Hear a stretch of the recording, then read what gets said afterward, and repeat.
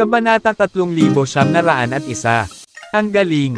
Ang mga banal na Diyos ng 3,000 malaki at maliliit na universo ay tumingin sa mga banal na alipin ng Diyos ni Dustin. Gulat ang buo nilang mukha. Napaka-cool na mayroon siyang libo-libong banal na Diyos sa kanyang pagtatapon. I bet si Dustin lang ang nakakagawa niyan sa buong Sea of Chaos. The divine gods of the 3,000 malaki at maliit na universo ang nag-isip sa kanilang sarili. Mula nang makuha ni Dustin ang namumuno, nalampasan niya ang iba pang mga miyembro ng paglilinis. Karera sa mastering ang puppet strings. Ang itaas na puno ay itinuturing na pinakamahalagang banal na kayamanan ng mga uri na lahi. Nagkaroon ng alingaw-ngaw tungkol sa pagtatapos na puno. Sinabi na ang kakanyahan ng dugo at iba pang enerhiya ng isang bumagsak na kataas-taasang Grandmaster mula sa pagtatalaga na lahi ay nakondensed sa isang binhi. Nang maglaon, lumaki ang binhi, at naging isang bagong puno. Ito ang kwento kung paano nabuo ang nabuo na puno. Napakaswerte ni Dustin nang makuha niya ito. Sa pamamagitan nito, mas malilimutan niya ang mga lihim na kasanayan na may kaugnayan sa pinagsama-samang kaluluwa. Bukod dito, si Dustin ay nagtataglay ng isang kahanga-hangang paglalarawan na kahulugan. Nakatulong din ito sa kanyang karunungan sa puppet strings. Ligtas na sabihin na walang miyembro ng listahan na lahi sa Sea of Chaos ang mas mahusay kaysa kay Dustin. Mga tuntunin ng kasanayan sa puppet strings. Sa makatuwid, hindi nakakagulat na si Dustin ay maaaring gawing kanyang mga alipin ang napakaraming banal na Diyos. Ngayong nalabanan na natin ang ating kalaban, magtulungan tayo para linisin ang larangan ng digmaan. Anunsyo ng Divine Swordsman. Biglang pumalakpak ang kanyang mga kamay. Ang mahabang labanan. Ang magulong walang laman sa malapit ay malubhang nasira. Ngunit ang 3,000 malaki at ang maliliit na universo ay hindi nasaktan dahil sa makapangyarihang hanay. Laming-galinga si Dustin sa paligid at nakakita ng malalaking sukat ng espasyo sa lahat ng dako at mga puwang ng espasyo ay sumisipol sa loob. Mga itim na vacuum zone. Ito ay isang problema dahil maiiwasan ng mga mahihinang nilalang ang paglapit sa mga lugar na ito.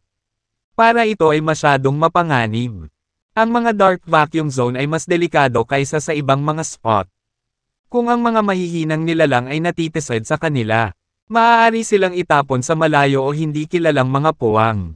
Ang mga bitik sa espasyo, ang mga vacuum zone, at ang mga fragment ng espasyo na lumaganap sa magulong walang bisa ay dapat na nilinis o ang kanilang mga nilalang ay hindi kailanman maaaring maglakbay sa paligid ng 3,000 malaki at maliit na universo. Muli, Dustin, kailangan namin ang iyong tunay na banal na mga alipin ng Diyos. Masyadong mapanganib at nakakapagod para sa atin na subukan ito, sabi ng Divine Swordsman. Ang mga ordinaryong banal na Diyos ay karaniwang hindi bihasa sa mga batas sa kalawakan at oras. Ito ay magiging imposible para sa upang linisin ang mga bitin sa espasyo, mga vacuum zone, at mga fragment ng espasyo. Tanging ang mga tunay na banal na Diyos lamang ang may kapangyarihang gawin iyon. Ang aking mga alipin ay nasa iyo pansamantala. Kung kailangan mo silang gawin, mag-order ka lang. Sila, paalam ni Dustin sa kanya. Mga Ginoo, may itinuro sa akin ang labanan. Gusto kong linangin sa pag-iisa sandali. Matapos ipaalam sa kanila, bumalik si Dustin sa Fallen Immortal Cosmos. Pumasok siya sa isang secret room.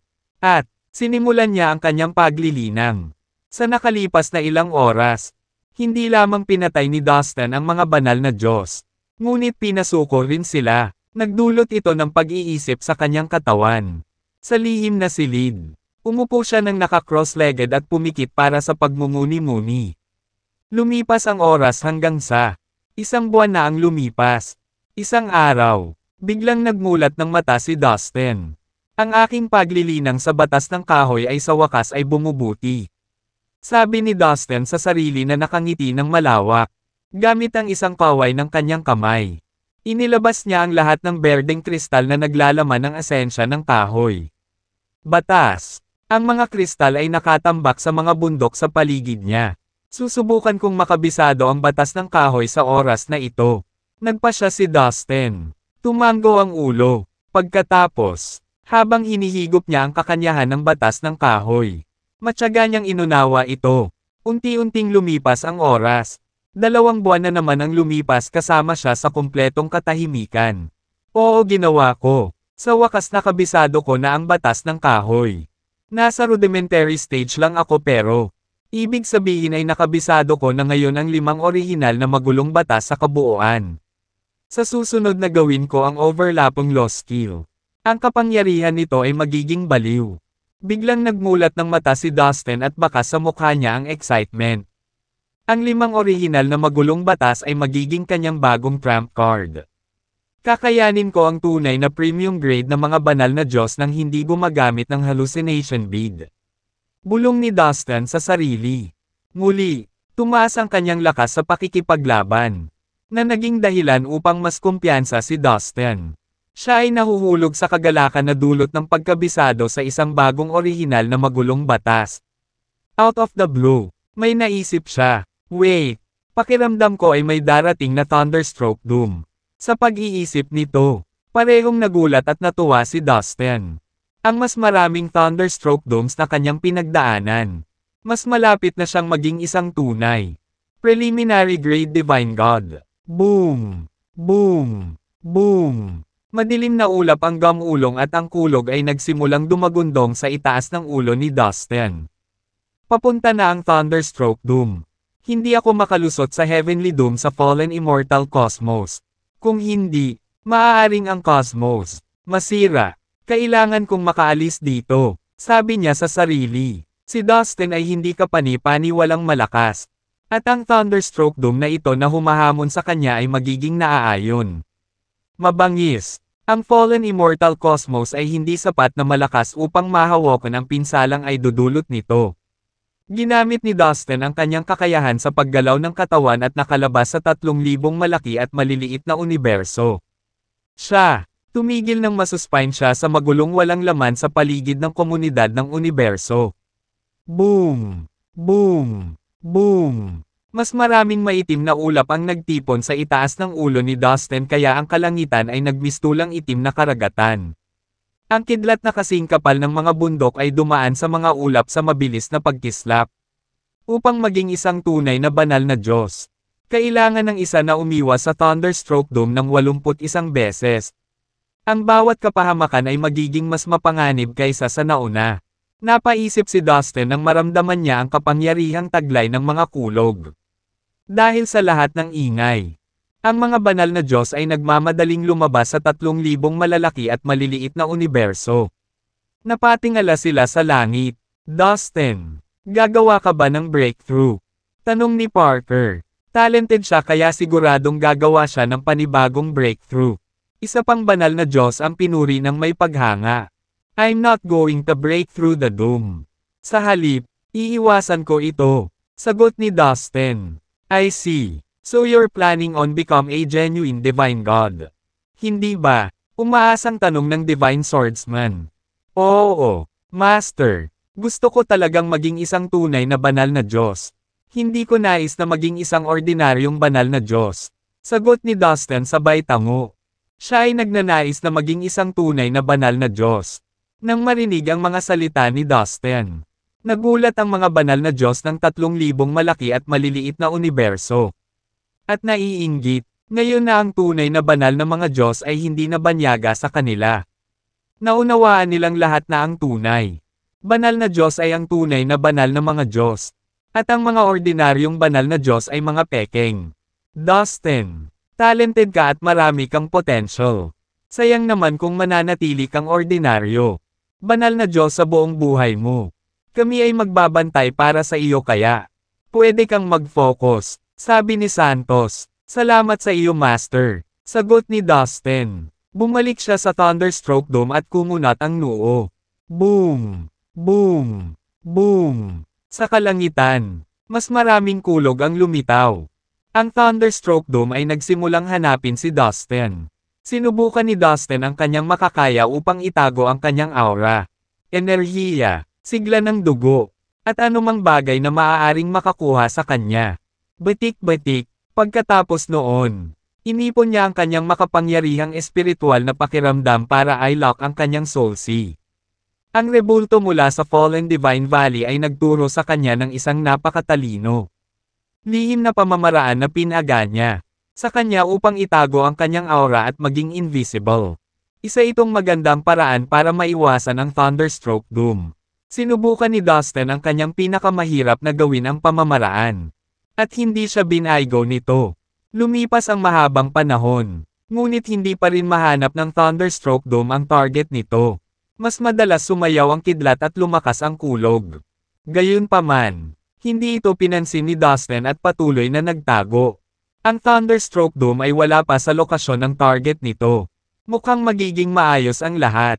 Sabi ni Santos, ang iba pang mga banal na Diyos ay nakahinga ng maluwag.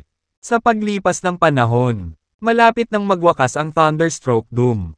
Akala ng lahat sa paligid ay magtatagumpay si Dustin sa pag-iwas sa kapahamakan.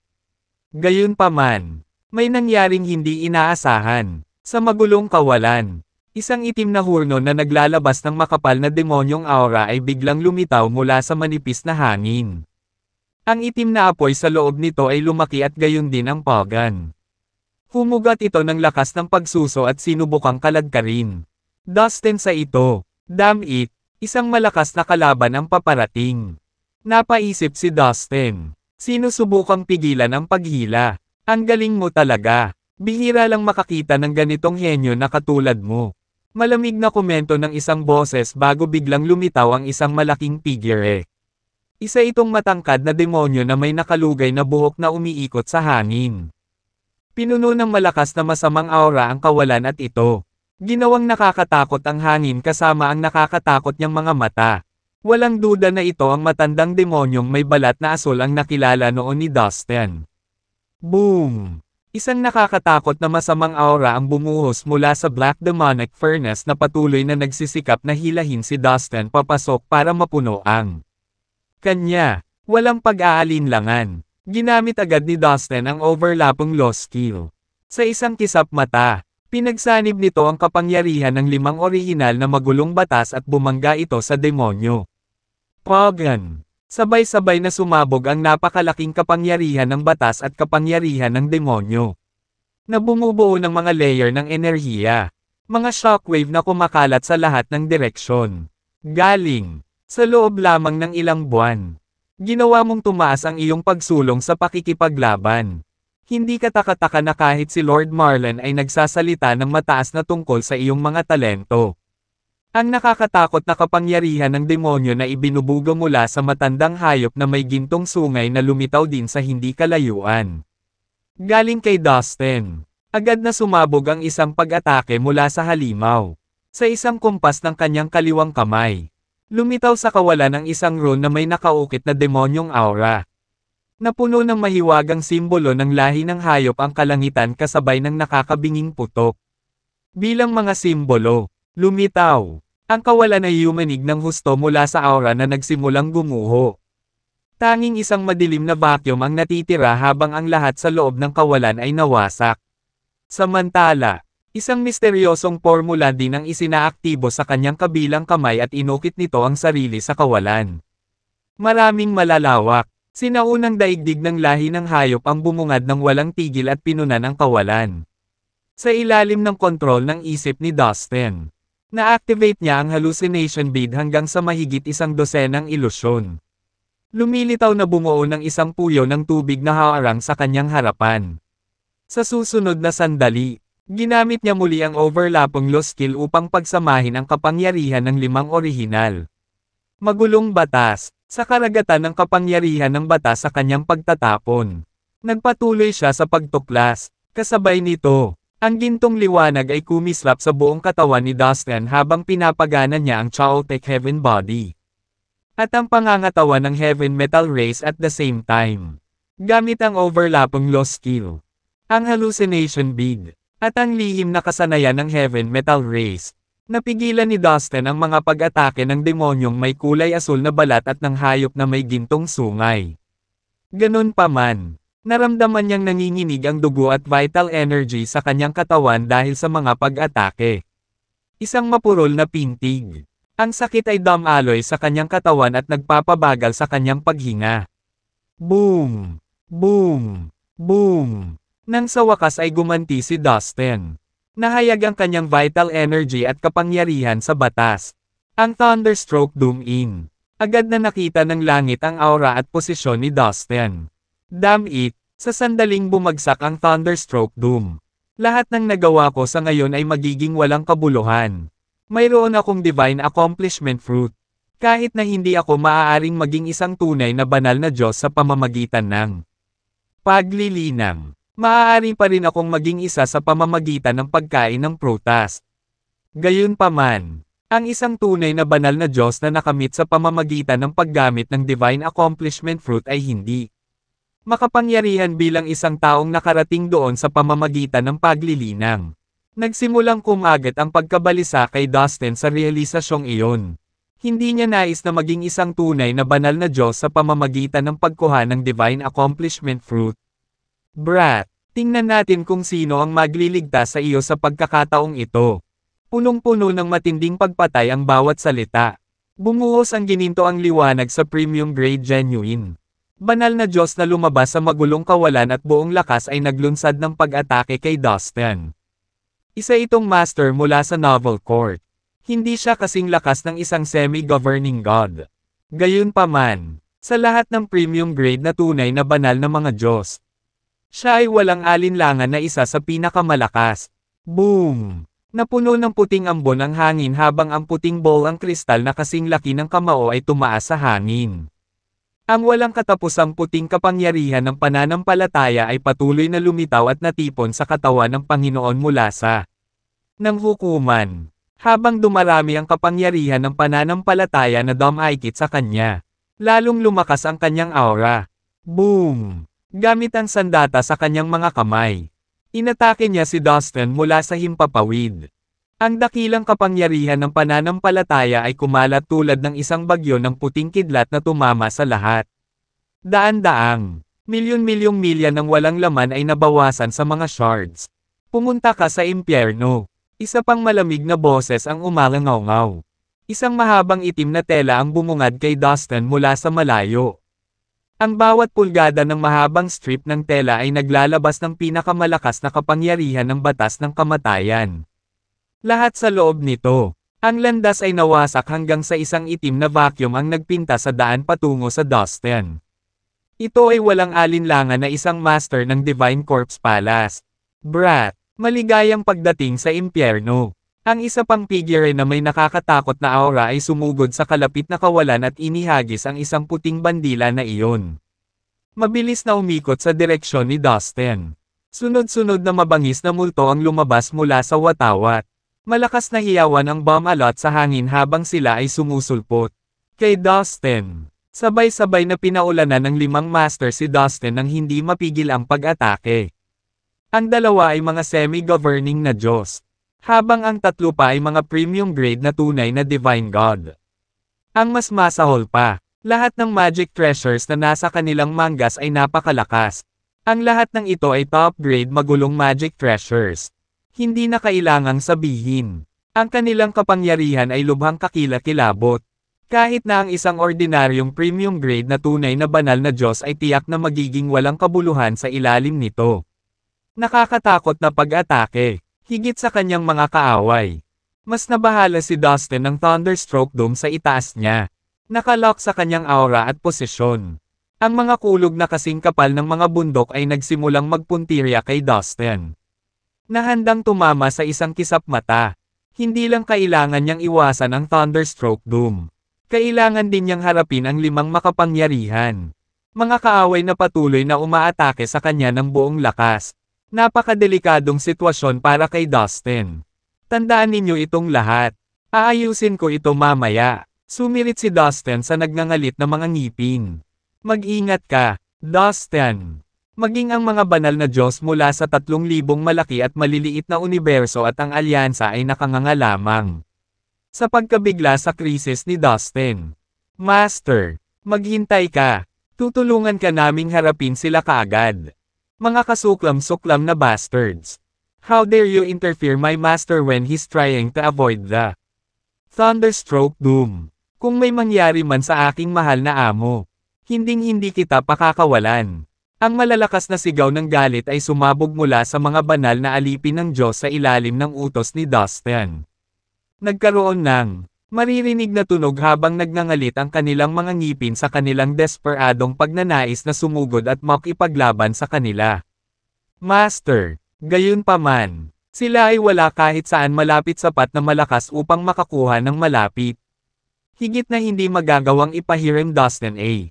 Kamay. Ito ay dahil sa napakatinding energy pressure na inilabas ng 5 master. Ang dalawang Diyos na kalahating namamahala ay lalong makapangyarihan. Karamihan sa mga banal na Diyos sa kanilang paligid ay hindi magagawa. Nang tuwid sa ilalim ng nakakatakot na aura na inilabas nila, lalo pat lumapit para tulungan si Dustin. Walang nakitang awa sa biglaang pagsalakay ng 5 amo. Bukod dito, masyadong abala si Dustin sa pag-iwas sa Thunderstroke Dome sa pamamagitan ng pagtatago ng kanyang vital enerhiya, aura, at kapangyarihan ng batas sa kanyang katawan. Natigilan siya sa biglaang pag-atake nila. Bang! Nang makarating sa kanya ang mga pag-atake nila, si Dustin ay itinapon na parang saranggola na may putol na tali. Nagkalat ang laman at dugo sa lahat ng direksyon habang ang kanyang katawan ay hinaipan sa pira-piraso. Maliit na bahagi na lamang ng kanyang katawan ang natitira. Dumudugo ng husto at hingal na hingal. Dustin, Guru. Ang mga gulat na bulalas ay umalis sa mga banal na Diyos ng 3,000 malalaki at maliliit na universo at kay Dustin. Banal na Diyos alipin. Samantala, pabalik sa Fallen Divine Valley. This is not good. May problema si Dustin. Sabi ng isang matayog na estatwa sa mahinang boses. Nakatayo ito sa isang malaking parisukat sa loob ng isang lihim na espasyo. Ang estatwa na ito ay ang tagwa ng mahiwagang master ni Dustin. Sa kanyang advanced na kahulugan ng Dustin na kahulugan. Ang master ni Dustin ay maaaring malasahan kung ano ang nangyayari sa karamihan ng mga dagat ng chaos, dahil disipulo niya si Dustin. Gagamitin niya ang kanyang pagsusuri na kahulugan upang suriin siya paminsan-minsan. Tulungan mo si Dustin ngayon. Kung mabaigo kang tumulong sa kanya sa oras, maaaring hindi siya maging isang tunay banal na Diyos. Ipinaalam ng estatwa ang 12 hayop. Sa sandaling matanggap nila ang mensahe, ginawa ng 12 hayop ang kanilang makikinang na kakayahan sa lahat ng bagay. Lumikha ng mga spatial na channel. Hindi nag-aksaya ng oras. Pumasok sila sa mga channel at tinungo ang 3,000 malaki at maliit na universo sa buong bilis. Kasabay nito, sa labas ng 3,000 malaki at maliit na universo, si Dustin ay malubhang nasugatan at mas maraming kidlat ang umuulan sa kanyang paligid. At sa kasamaang palad, ang mga kasawian ay hindi dumating ng mag-isa. Damn it, I can't break through the doom. Sabi ni Dustin habang nangangalit ang mga ngipin. Sa pagtatangkang protektahan ang kanyang soul sea, nagpatawag si Dustin ng isang malaking kampana upang balutin ito. Samantala, ang nanalo na puno, ang naglilinis na dragon at ang chaotic ice lotus ay naglabas ng kanilang makapangyarihan. Iniisip na enerhiya upang harangan ang soul sea upang maiwasan ang paglabas ng aura ng kanyang mga kaluluwa. Pinaandar din ni Dustin ang gininto ang globo ng paglalarawan na kahulugan. Ang globo ay mabagal na umiikot, na gumagawa ng mga alon, ng enerhiya ng kaluluwa at mahiwagang ron na nagkulong sa soul sea. Sa kabutihang palad, ang aura ng kaluluwa ni Dustin ay hindi tumagas, dahil nangyayari pa rin ang Thunderstroke Doom. Kinailangan ni Dustin na buhayin ang kanyang kakayahan sa paggalaw ng katawan. At subukan tumakas, ipinakita rin niya ang lihim na paraan ng pag-iwas sa Thunderstroke Doom na mula sa kanyang guro. Tinuruan siya ng Fallen Divine Valley. Salamat sa proseso, matagumpay niyang naitago ang kanyang aura, enerhiya, at anumang bagay na maaaring maglantad sa kanya sa kapahamakan. Kailangang maging maingat si Dustin. Kung gumawa siya ng isang hakbang, maglalabas siya ng napakatinding pagbabago-bago ng enerhiya. Pagkatapos ay hahanapin siya ng mga kulog. Ano te, brat, hindi mo ba kami ipaglalaban? Tatakbo ka na lang. Well, Hindi namin hahayaan na matagumpay kang makaiwas sa kapahamakan. Sabi ng matandang demonyo na may asul na balat. Tumawa ng malakas. Ang 5 master ay nagpaypay at sinundan si Dustin. Nagtago sila sa kawalan sa paligid ng 3,000 malaki at maliliit na universo sa nakalipas na ilang panahon. Buwan. Naghihintay ng pagkakataon para tambangan si Dustin. Hindi niya ito inaasahan, na naglagay sa kanila sa isang kalamangan. Boom! Boom! Boom! Kaagad, nagsimulang maglunsad ng mga pag-atake ang 5 master kay Dustin. 5 nakakatakot na dami ng enerhiya ang dumaan sa kalangitan. Upang matagumpay na maiwasan ang kapahamakan. Pinili ni Dustin na huwag labanan ang mga ito. Inactivate niya ang reincarnation token. At nag-teleport sa sarili palayo. Stupid Thunderstroke Doom. Gusto ko silang labanan. Nang makarinig ng kakaibang tunog. Lumingon si Dustin at nakitang hinahabol na siya ng mga kulog. Kahit saan man siya magpunta. Lagi siyang nakakasabay. Sumunod ang kidlat na kasing kapal ng mga bundok sa takong ni Dustin. Naramdaman niya ang pagkabigla sa kanyang mga paa. Ayos na rin. Kahit na mayroon kang reincarnation token. Hindi ka makakatakas sa kamatayan ngayon. Naabutan din ng 5 master ang gamit ni Dustin. Ang mga channel ng teleportasyon sa kalawakan na kanilang nilikha. Ang 2 semi-governing na mga Diyos ay mas mahusay kaysa sa iba pang 3 Panginoon sa mga tuntunin ng kanilang espiritual na mga pandama. At bilis, kaya naman, mas malapit sila kay Dustin kaysa sa kanilang mga kasama. Magtulungan tayo para harangan ang espasyo at pigilan siya sa pag-teleport ng sarili. Sigaw ng matandang nilalang na may gintong sungay mula sa lahi ng hayop. Pagkatapos, pinakawalan ng 5 Panginoon ang kanilang kakilakilabot na kapangyarihan at ang kapangyarihan ng batas sa pagtatangkang ilap. Pababa sa espasyo kung nasaan si Dustin. Hindi may kikaila na ang semi-governing na Diyos ay nagtataglay ng walang katulad na kapangyarihan. Sa isang kisap mata, ang 2 semi-namamahala ng mga Diyos ay naka-lockdown ang espasyo ng 10 trilyong milya. Nakita ni Dustin na nagyelo ang paligid niya. Muli niyang inactivate ang reincarnation token. Sa kabutihang palad, gumagana pa rin ang token. Gayunpaman, dahil sa mga kapangyarihang pinakawala ng 5 master, ang bilis ng teleportasyon nito ay mas mabagal. At hindi naapektuhan ang mga kulog. Mahigpit pa rin nilang sinundan si Dustin. Ito ay hindi maganda, kung hindi ko maalis ang kapahamakan. Malapit na silang maabutin. Sinuri ni Dustin. Pakiramdam na walang magawa. Tere na guys, vulnerable siya ngayon. Magtulungan tayo para matapos siya. Papunta na ang mga sidekicks niya. Mungkahi ng matandang nilalang na may gintong sungay. Sa sandaling matapos siyang magsalita, nagpakita siya ng napakatalino na evil enchantment.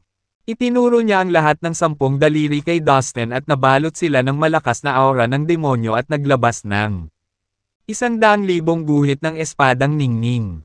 Ang bawat isa sa mga ningning ng espada ay may sariling kamalayan at naglalaman ng isang espiritual na kaluluwa ng isang lahi ng hayop.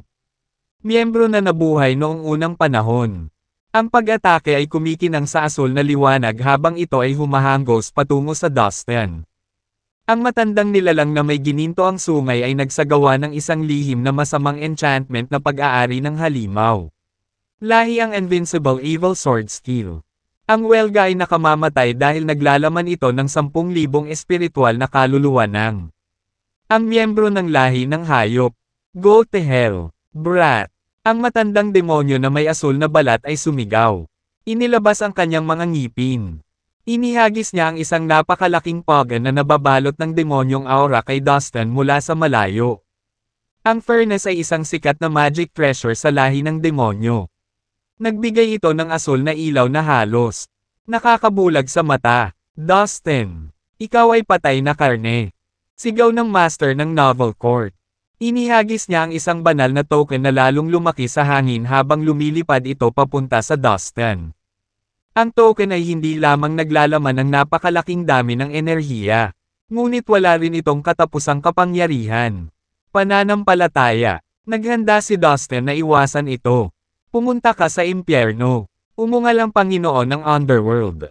Sa sandaling umalis ang mga salita sa kanyang mga labi. Isang puting kabaong ang lumitaw at lumapit kay Dustin. Mamatay. Dumura ang master ng Divine Corpse Palace. Inihagis niya ang isang itim na saplot at ito ay pumailanglang patungo kay Dustin. At habang nangyayari ang lahat ng ito, nagpatuloy ang Thunderstroke Doom. Wala akong choice kundi gamitin ang hakbang na iyon na itinuro sa akin ng aking amo.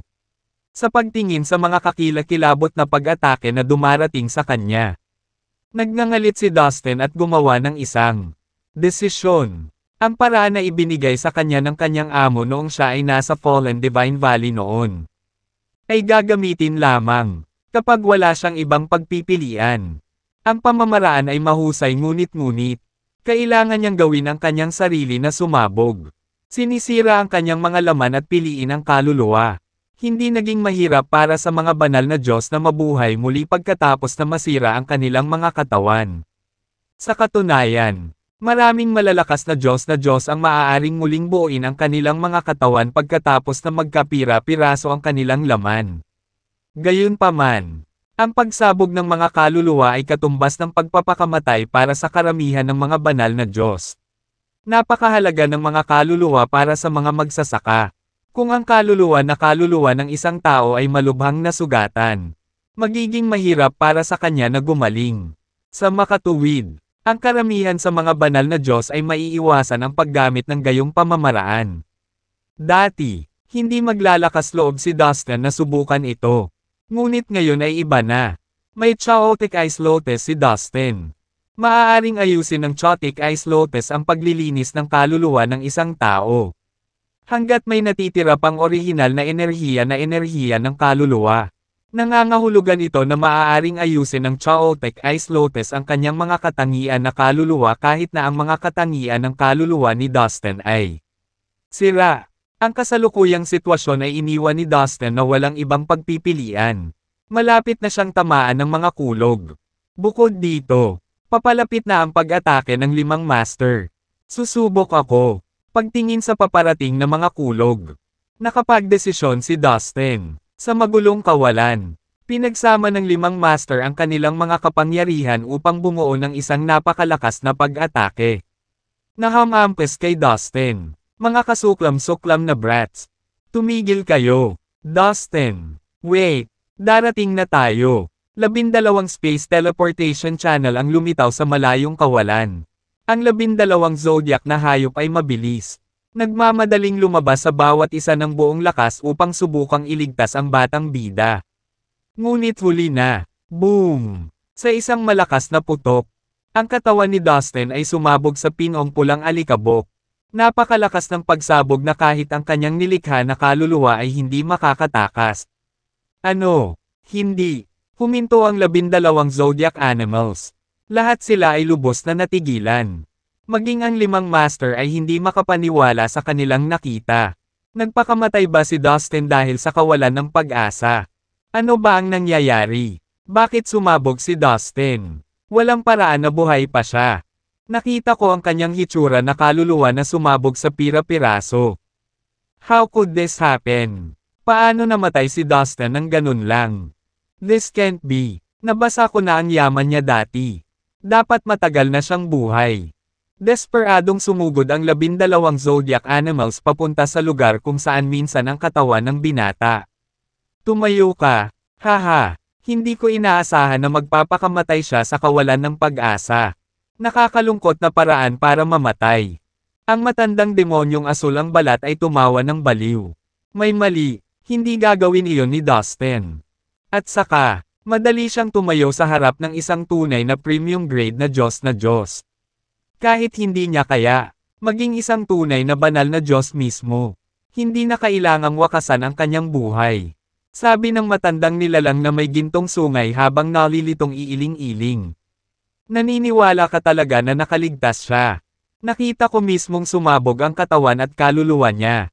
1/4. Walang makakaligtas sa gayong mapangwasak na dagok. May kaina-hinala ba? Kinagat ng matandang demonyo ang kanyang mga labi. Sa palagay ko tama ka. Ang matandang nilalang na may gintong sungay ay tumango bilang pagsang-ayon matapos itong pag-isipang mabuti. Napagtanto niya ngayon kung gaano kating ang isipin na nakaligtas si Dustin sa pagsabog. Ang mga masters ng Underworld, ang Divine Corpse Palace, at ang Novel Court ay pareho ang iniisip. Bagay, umalis na tayo rito hanggat kaya pa natin. Ang 12 halimaw na iyon ay medyo mahirap pakitunguhan. Sabi ng matandang demonyong asul ang balat habang tumalikod at nagmamadaling umalis. Ang tanawin ng 12 zodiac na hayop ay nagpapaalala sa kanya ng pakikipaglaban niya sa itim na toro. Hanggang ngayon, pinagmumultuhan siya ng alaala. Ang matandang nilalang na may gininto ang sungay at ang 3 pang Panginoon ay sumunod sa kanya sa kalawakan. Teleportation channel at nawala. Pagkaalis nila, nakarating na rin sa wakas ang 12 zodiac animal sa lugar kung saan huling nakatayo si Dustin. Ang kanyang sarili na kaluluwa ay tiyak na bumaba kasama niya. Isa siyang talentadong binata. Paano siya namatay dito ng ganito? Ang itim na toro ay umiling sa hindi makapaniwala. Nako, mabait siyang binata. Nakakadurog ng puso na mawala siya ng ganito. Sa tingin ko ay hindi magandang ideya na manatili tayo rito. Bumalik tayo at iulat ang nangyari sa ating Panginoon. Isang kuneho ang bumasag sa nakakatakot na katahimikan na nakapalibot sa kanila. Sa tingin ko may mali. Paanong magpakamatay si Dustin? Ayaw ko lang maniwala dito. Matagal nang kilala ng asong lumalamon sa langit si Dustin at nagkaroon ng malapit na relasyon sa kanya. Alam nitong hindi ganoon ang paraan ng binata para tapusin ang buhay niya. Ngunit ang katawan at kaluluwa ni Dustin ay nawasak. Nakita namin ito ng aming mga mata. Sabi ng makukulay na tandang. Sa sandaling sila ay malapit nang bumalik. May lumitaw sa asul. Hoy! Tingnan mo! Gulat na sigaw ng dambuhalang daga at itinuro ang isang magulong kawalan sa harapan nila. May nakita itong lumitaw kung saan kamamatay lang ni Dustin. Isang lotus, isang malaking puno at isang dragon ang lumitaw ng wala saan. Ano ang nangyayari? Nagulat at nataranta ang 12 zodiac animals habang nagliliwanag ang pag-asa sa loob nila. Nararamdaman ko ang aura ni Dustin. Sigaw ng asong lumalamon sa langit. Sa 12 hayop, ang mga pandaman nito ang pinakamakapangyarihan. Oo, nararamdaman ko rin ang aura niya sa punong iyon. Sigaw ng tandang. Naramdaman ng 12 zodiac na hayop ang aura ni Dustin. Buhay pa ba siya? Nakatayo roon ang 12 zodiac animals. Naghihintay sa muling pagpapakita ng binata. Bagamat may pag-asa, alam nila na halos imposible para sa kanya na nakaligtas sa pagsabog. Ngunit iba ang kanilang naramdaman mula nang lumitaw muli ang kanyang aura. Alam nilang hindi sila nagkakamali. Habang nawalan sila ng pag-asa at pag-iisip, lahat ng nagkalat na laman, buto, at iba pang bahagi ng Dustins. Lahat ng katawan ay naakit ng isang mahiwagang puwersa.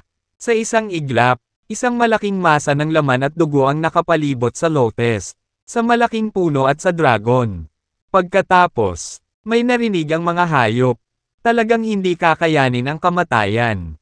Narinig mula sa puno ang mahinang boses ni Dustin. Si Dustin talaga. Buhay pa. Laking gulat nila na hindi nila namalayang nagpakawala sila ng isang nasa sabik na tagay. Dustin, anong ginagawa mo? Bakit mo hinayaang mapatay mo? Hindi mo ba nakita na darating tayo? Sa amin, hindi mo kailangang matakot sa mga taong iyon. Sabi ng itim na toro habang nagpipigil ng hikbi. Mga sir, salamat sa tulong nyo. Wala akong choice kundi ang sumabog sa sarili ko. Nalock sa akin ang Thunderstroke Doom. Imposibleng maiwasan ito. Ang tanging magagawa ko lang ay pasabugan ang sarili ko. Umalangaw-ngaw sa puno ang sagot ni Dustin. Ang malaking punong ito, syempre, ay walang iba kundi ang espiritual na puno. Ang lotus na iyon ay ang Chaotic Ice Lotus. At ang dragon ay ang espiritual na dragon. Noong namatay si Dustin ngayon, ang 3 kayamanan na ito ang nagpoprotekta sa lahat ng bahagi ng kanyang espiritual. Kaluluwa, ngayon ang mga piraso ay dahan-daang nag-aayos at nag-aayos. Kaya naman naramdaman ng 12 zodiac na hayop ang aura ni Dustin. Tama ka, talagang nawala ang Thunderstroke Doom. Sabi ng makukulay na tandang habang nakatingala sa langit. Ang nilikha na kaluluwa ni Dustin ay sumabog ngayon. Siya ay patay. Kaya syempre hindi na siya hinabol ng Thunderstroke Doom. Sa wakas ay naunawaan na ng tigre ang plano ni Dustin. Haha, bagay ka talaga Dustin. Mabubuhay ka talaga, Dustin. Matalino kang bastard. Kahanga-hanga. Naaliw ang labi sa 12 zodiac animal nang sa wakas ay natitiyak nilang mabubuhay si Dustin. Mga sir, gusto nyo ba talaga akong mamatay? Hindi nakaimik si Dustin. Ano bang pinagsasasabi mo? Masaya naman kami para sa'yo diba? Sabi ng itim na toro. Dustin, mukhang mahina ka. Ayos ka lang ba? Nag-aalalang tanong ng asong lumalamon sa langit. Ang aking vital energy ay seryosong nauubos. Matagal bago ako tuluyang makarecover. Mahinang sagot ni Dustin. It's fine since you managed to survive that. Nakahinga ng maluwag ang lahat ng 12 hayop nang tiyakin ni Dustin na gagaling siya.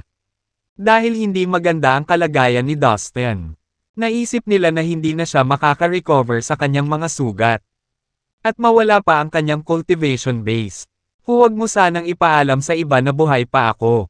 Gusto kong papaniwalain ang 5 super force na namatay ako. Hiling ni Dustin. Oh, Dustin. Anong balak mo? Wala ni isa man sa 12 hayop ang nahuli sa kanyang mga plano. Kung nalaman ng 5 super force na nakaligtas ako, tiyak na ipapadala nila ang kanilang mga tropa para tugisin ako. Gusto kong tumuon sa aking paglilinang at pagbutihin ang aking lakas sa ngayon. Kapag naging malakas na ako, personal kong babayaran ang mga utang ko sa kanila. Hindi ko ito hahayaan. Paliwanag ni Dustin. Kung sa tingin ng mga tao ng 5 super forces ay patay ka na. Hindi na sila mag-abala na hanapin ka at maaari mong mamuhay ng payapa sa ilang sandali. Sa tingin ko ito ay isang magandang ideya. Sige, itatago natin ito sa ating sarili. Sumang-ayon ang asong lumalamon sa langit sabay tango. Dustin, ano pang hinihintay mo? Ayusin mo na ang pisikal mong katawan. Udyok ng malaking itim na toro. I can barely maintain this state. I can't prepare my body in such a short time. Kailangan kong magpahinga ng maayos. Umalangaw-ngaw mula sa loob ng spiritual tree ang mapait na tawa ni Dustin. Iyon ang unang pagkakataon na ang kanyang katawan at ang kaluluwa ay ganap na nagkapira-piraso. Kasama ang magulo, Heaven Body, ang espesyal na katawan ng Heaven Metal Race, ang Chaotic Ice Lotus, ang Spiritual Tree, at ang unang na dragon. Nabuhay siyang muli, gayunpaman. Imposible para sa kanya na makabawi ng lubusan at kaagad. Mga Ginoo, mangyaring dalhin ako sa Fallen Divine Valley. Kailangan kong magpahinga ng mabuti doon para gumaling ako. Tanong na tanong ni Dustin. Paano ang 3,000 malaki at maliit na universo? Hindi ba kailangan mong bumalik at sabihin sa kanila iyon? Buhay ka pa? Tanong ng asong lumalamon sa langit. Masasabi ko sila sa pamamagitan ng aking kahulugan na kahulugan. Magkibit balikat sana si Dustin kung pwede. Sige na nga, uwi na tayo. Tinanggap ng asong lumalamon sa langit ang sagot niya sabay tango. Sa isang kisap mata, pinutol nito ang espasyo kung nasaan si Dustin at inilagay ito sa isang special magic treasure. Pagkatapos, ang asong lumalamon sa langit at ang iba pang 11 hayop ay nawala sa isang special daanan. Kasabay nito, ang isang kaibigan ng mga banal na Diyos na naghahanap kay Dustin ay isang lumipad malapit sa 3,000 malaki at maliit na universo. Ngayon lang, si Dustin ay tinutugis ng 5 amo. Matapos niyang makatakas gamit ang reincarnation token, naabutan siya ng kanyang mga humahabol sa pamamagitan ng paggamit ng makikinang na mga kasanayan. Dahil masyadong mabilis si Dustin at ang 5 master. Karamihan sa mga banal na Diyos mula sa 3,000 malaki.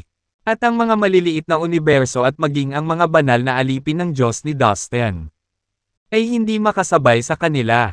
Dahil dito, nawala sa kanila si Dustin.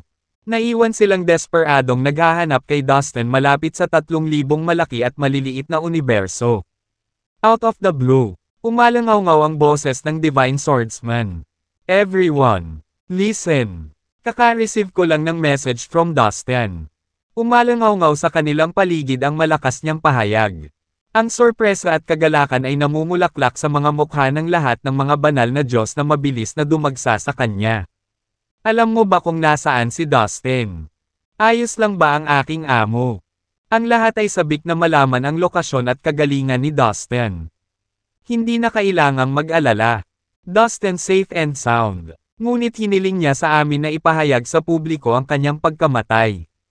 Kailangan nating papaniwalaan ang mga tao ng 5 super forces na. Paliwanag ng Divine Swordsman. Ano ang sinabi mo? Ang lahat ng mga banal na Diyos ay nataranta nang marinig nila ang kanyang mga salita. May sariling plano si Dustin. Kung iyon ang gusto niya, gawin natin ang sinasabi niya. Walang mas mahalaga kaysa sa kanyang kaligtasan. Sabi ni Santos, sa makatuwid. Ang Divine Swordsman at Santos ay bumalik sa 3,000 malaki at maliit na universo. Kasama ng iba pa, hindi nagtagal. Kumalat ang balita na parang apoy sa buong dagat ng Chaos. Napuno ng alingaw-ngaw na bumagsak ang kalyadong hukbo na pinamumunuan ni Dustin at ang pinuno nito ay pinatay ng mga amo. Sa 5 super forces hindi nagtagal. Nagdulot ng malaking kaguluhan ang balita. Si Dustin at ang kanyang hukbo ay sumikat hindi pa katagal. Sinira nila ang maraming kuta at pinatay ang maraming tao mula sa 5 super force. Ang 5 super forces ay paulit-ulit na pinahiya ng alyansang pinamunuan ni Dustin. Bukod dito, itinuturing ng maraming nilalang ang hukbo ni Dustin bilang isang puwersa ng hustisya at ang nag-iisang iyon. Maaaring makipaglaban sa 5 super forces sa Sea of Chaos. Dahil gustong pamunuan ng mga pinuno ng 5 super force ang Sea of Chaos. Marami silang nasakop, mga komunidad sa universo at pinatay ang hindi mabilang na mga inosenteng nilalang. Maraming nilalang sa dagat ng Chaos. Kinasusuklaman sila ngunit wala silang magawa. Biglang lumitaw ang isang alyansa at lumaban sa 5 super forces. Nagpunas ito. Maraming lalaki mula sa mga puwersang iyon at nagbigay ng matinding sakit ng ulo sa kanilang mga pinuno. Ito ay isang hukbo na nagbigay sa maraming nilalang. Lahi, puwersa, at cosmos ng isang kislap ng pag-asa na sila. Maaaring maligtas at muling mamuhay ng payapa. Ngunit ang mga alingaw-ngaw na pumupuno sa hangin ay nagsabi na ang hukbo.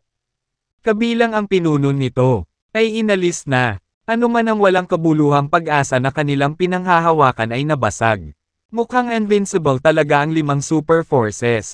Wala tayong choice kundi sumuko. Wala tayong pagpipilian kundi ang mamuhay kasama ito. Mula ngayon, ang tanging paraan upang mabuhay ay ang yumuko sa 5. Sobrang lakas, napuno ng kawalan ng pag-asa ang lahat ng mga nilalang sa dagat ng Chaos at sila ay nagbitiw sa kanilang sarili sa kanilang kapalaran. Sa madaling sabi, ang balita ng pagkawasak ni Dustin at ng kanyang hukbo ay nagulat sa buong Sea of Chaos. Tingnan mo, ito ang kinahinatnan ng panggugulo sa atin. Kahit talentado at makapangyarihan si Dustin, sinira pa rin namin siya. Ang sino mang maglakas loob na galitin tayo ay ang susunod na Dustin. Kung sino man ang gumawa ng parehong pagkakamali, lahat kayo ay magdaranas ng parehong kapalaran. Masayang-masaya ang lahat ng mga tao ng 5 super force sa pagkamatay ni Dustin at ginamit siya bilang babala. Sa iba, hindi pa nagtagal. Walang ginawa si Dustin at ang kanyang kalyadong hukbo kundi ang magkagulo. Ngayon, nawala na rin sa wakas ang sakit sa puwet. Wala itong naidulot kundi ginhawa para sa mga tao ng 5 super forces. At hindi na gumanda ang araw nila. Since Dustin had the balls to make an enemy of us. All the creatures related to him and the cosmos he nanggaling ay dapat mapahamak kasama niya. Panoorin at tingnan. Wawasakin ng ating hukbo ang 3,000 malalaki at maliliit na universo sa panahon. Ang 3,000 malaki at maliit na universo ay nakalista na sa aming listahan ng pinakapinaghahanap. Maglalaho ito. Malapit na. Ang bawat isa sa 5 super force ay nagpahayag na kanilang sisirain ang 3,000 malaki at maliit. Mga universo maaga o huli. Kasabay nito, sa isang lihim na silid sa Fallen Divine Valley, mayroong isang malaking masa ng laman at dugo na naghalo kasama ang nagmumungkahi na puno, ang paglilinis na dragon, at ang chaotic ice lotus. Nakakatakot sa pakiramdam ang mapapasabog. Para kang dumaranas ng malubhang karamdaman. Ngunit kailangan kong aminin na ito ang pinakamahusay na paraan upang maiwasan ang Thunderstroke Doom. Sa susunod na haharapin ko ang mapanganib na Thunderstroke Doom na hindi ko kayang harapin. Gagamitin ko ang parehong diskarte. Mukhang magkakaroon ako ng pagkakataon na maging isang tunay na banal na Diyos sa lalong madaling panahon. Ang tinig ni Dustin ay nagmula sa pinaghalong laman. Sa pagtatayo ng puno, sa pagtatayo ng dragon, at sa Chaotic Ice Lotus. Pagkatapos, nagsimula ang gawain ng Chaotic Heaven Body at ng Heaven Metal Race. Dahan-dahan ngunit tiyak, nagsimulang gumaling ang katawan at nagtatakda ng kaluluwa ni Dustin. Gayunpaman, hindi siya nagmamadali. Sa sandaling ito, ang 5 super puwersa, katulad ng Beast City, ang Demon City, ang Novel Court, ang Underworld, at ang Divine Corpse Palace ay nangingibabaw sa Sea of Chaos, kasama ang Annihilation Mountain. Nabuo ang isang sitwasyon kung saan ang 6 na puwersa ay patuloy na lumalaban para sa pangangibabaw. Ang bawat pulgada ng dagat ng Chaos ay maayos na hinati at inaangkin ng 6 na puwersa. Nangyayari ang kakilakilabot na pagpatay at pagdanak ng dugo sa buong dagat ng Chaos tuwing sasalubong ang 6 na puwersa. Ipagpatuloy ang kanilang walang katapusang laban para sa supremacy. Napuno ng kamatayan at kalungkutan ang hangin. Ito ang panahon ng walang katapusang bangungot para sa karamihan ng mga nilalang. Ang lahat ay maaari lamang umasa at manalangin na ang bangungot ay natapos sa lalong madaling panahon. Ang oras ay lumipad ng ganoon para sa lahat ng mga nilalang. Sa kalaunan, ang dagat ng Chaos ay tila pumasok sa medyo kalmadong panahon. Ito ay dahil ang 6 na puwersa ay sa wakas ay nanirahan sa kung paano hatiin ang teritoryo ng dagat ng Chaos at ganap na inaangkin ang isang lugar. Kung magtatagal pa ang laban, ito ay magpapasiklab ng todong digmaan sa 6 na super forces. Alam ng lahat na sa sandaling ang 6 na sobrang puwersa ay seryosong nakipaglaban sa isa't isa. Nagwawasak. Ang mga kahihinatnan ay tatama sa kabuuan ng Sea of Chaos. Ang isang labanan na sumiklab sa kanila ay isang hindi kapani-pani walang kakilakilabot na posibilidad. Sa kanila, ang Beast City ay walang alinlangan na pinakamalakas, habang ang 4 na iba pang puwersa, katulad ng Novel Court, ang Underworld, ang Divine Corpse Palace, at ang Demon City, gumawa ng kasunduan na magkapit kamay para harapin ang Beast City. Samantala, ang sumisikat na bituin, ang Annihilation Mountain, ay nasakop ang higit sa 100 sikat na ipinagbabawal. Lupain at pinatunayan ang kahanga-hangang lakas nito, lalo na ang bagong pinuno ng Annihilation Mountain. Si Ronnie, ay may lakas ng isang namamahala na Diyos. Pinamunuan niya ang kanyang mga tao na salakayin ang isang ipinagbabawal na lupain pagkatapos ng isa. Nagpapadala ng mga alon sa buong dagat ng kaguluhan. Maging ang dating pinuno ng Annihilation Mountain ay isinuko ang sarili kay Ronnie at naging karapatan niya. Lalaking kamay. Dahil sa biglaang pagtaas ng Annihilation Mountain, nakaramdam ng kaunting takot ang iba pang 5 super forces. Wala sa gusto nilang unang pumukaw sa Annihilation Mountain. Sa makatuwid, ang 6 na super force ay kasalukuyang nahahati sa 3 grupo. Ang unang grupo ay ang nag-iisang Beast City. Ang pangalawa ay ang alyansa sa pagitan ng Novel Court at 3 iba pang super forces. Ang huli ay ang Annihilation Mountain. Alam ng lahat ang huling labanan para sa kumpletong dominasyon ay isang labanan sa pagitan ng 3 grupo. Sa sandaling sumiklab ang huling labanan sa kanila, gamitin ito sa dagat ng Chaos ay mapipilitang harapin ang isa. Hindi kapani-pani walang magulo at mapanganib na sitwasyon. Ang lahat ng mga komunidad sa universo, lahi, at sekta ay kalagkarin sa labanan. Ano man ang kaayusan sa Sea of Chaos ay hindi na mababago. Gayunpaman, ang mapanganib na sitwasyon ay hindi pa lumipas. Sa ngayon, tinatamasa pa rin ng Sea of Chaos ang isang medyo pambihirang mapayapang panahon. Sa isang kisap mata, kalahating taon na ang lumipas. Isang araw, sa lihim na silid ni Dustin sa Fallen Divine Valley, ang aking pisikal na katawan at espiritual na kaluluwa sa wakas ay ganap na gumaling. Nakahinga ng maluwag si Dustin at tiningnan ang kanyang katawan para masiguradong ayos lang siya. This is the first time that I made myself explode. Medyo sobra sa first time ko. I'm sure it'll be mas maganda sa susunod. Napangiti si Dustin sa sarili. Ito ay nagkakahalaga ng pagbanggit na ang chaotic heaven body at ang katawan ng heaven metal race ay ganoon. Malakas na kaya nilang buhayin muli si Dustin pagkatapos ng isang marahas na kamatayan. Ang aking alagad ay hindi kalahating masama. Talagang nabuhay siyang muli pagkatapos na magpasabog. Higit sa kanyang talento, napakaswerte din niya. Ang boses ay nagmula sa isang matangkad na estatwa na makikita sa isang malaking parisukat, na nakatago sa loob ng isang lihim. Walang bisa sa Fallen Divine Valley.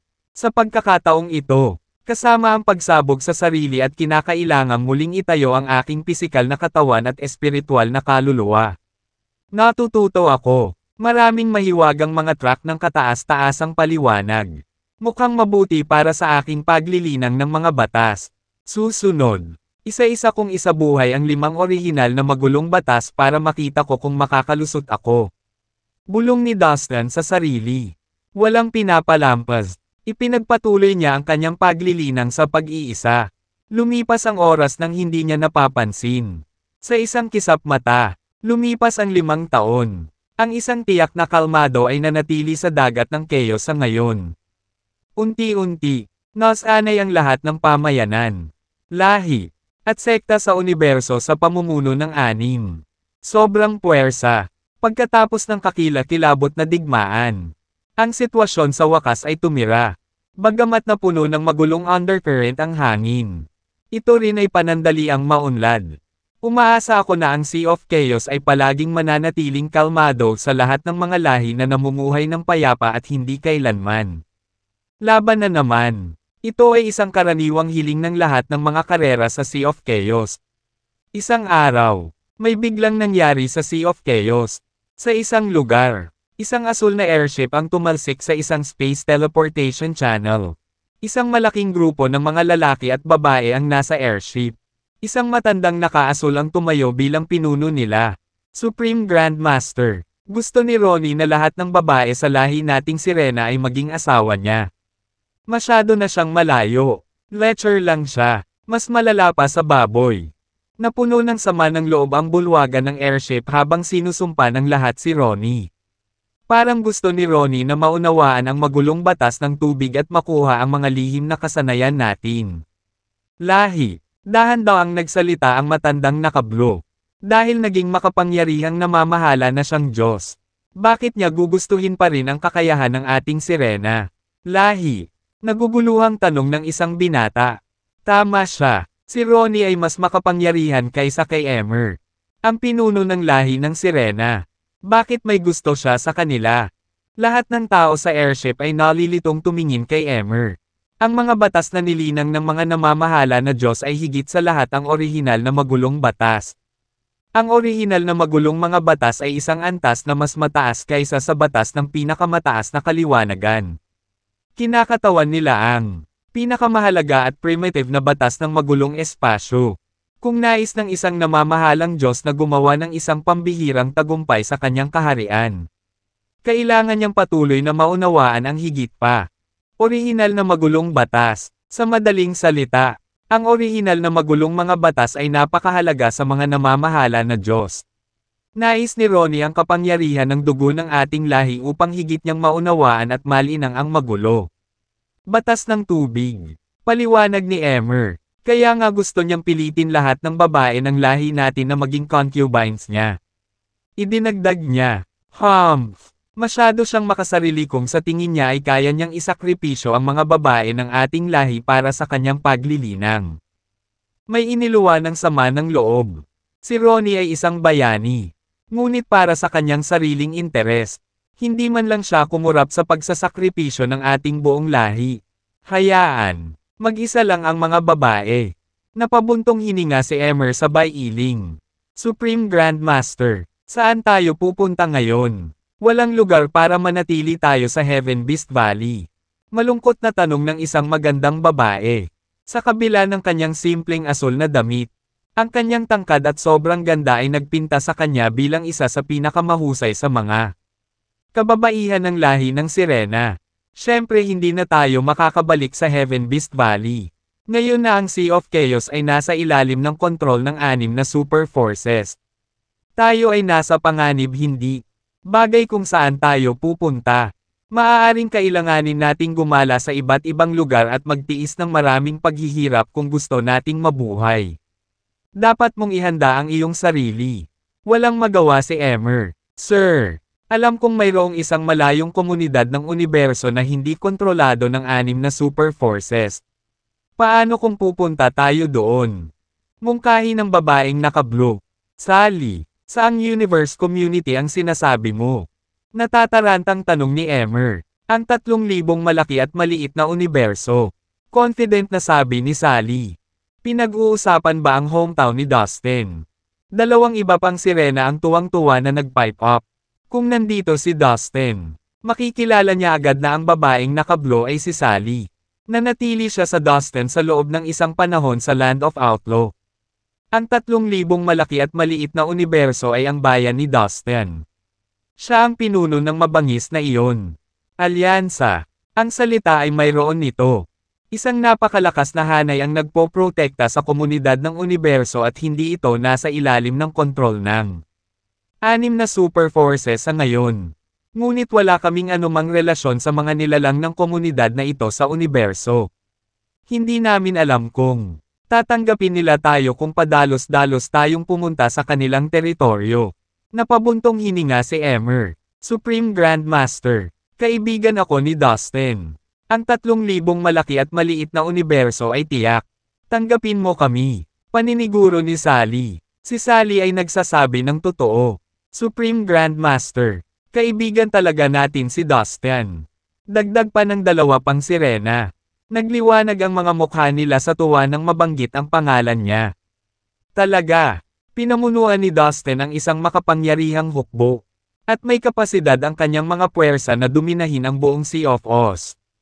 At kayong 3 maliliit na babae ay kaibigan sa kanya. Paano ito posible? May pagdududa pa rin si Emer. Nang makitang nag-aalinlangan si Emer sa kanilang sinabi.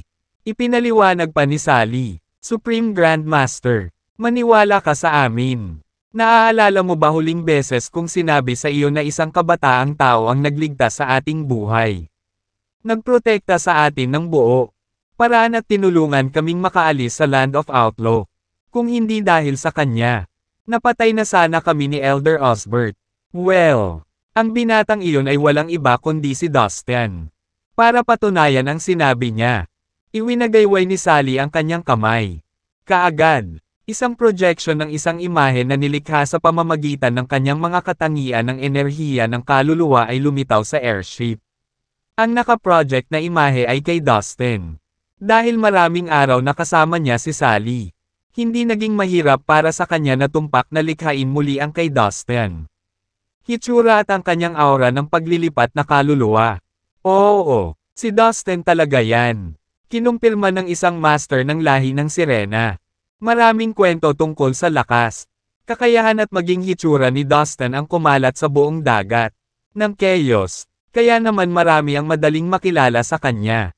Aba, mukhang hindi nagsisinungaling kayong 3. Naniniwala na ako ngayon na kaibigan mo talaga si Dustin.